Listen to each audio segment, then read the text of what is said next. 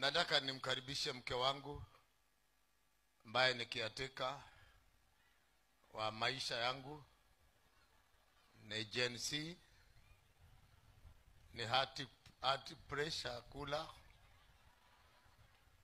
heart, yani ikienda juu anarudisha chini, heart pressure kula. Awasalimie, msije mkauliza naishi vipi. Mimi si wazimu kama wewe.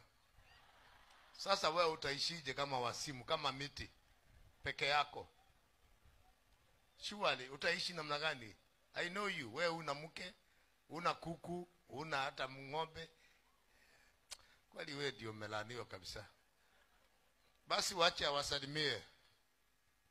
Yes, thank you very much. Walikuwa nataka unihug, lakini sasa umeenda. It's all right. Utanihagia tunaonoka.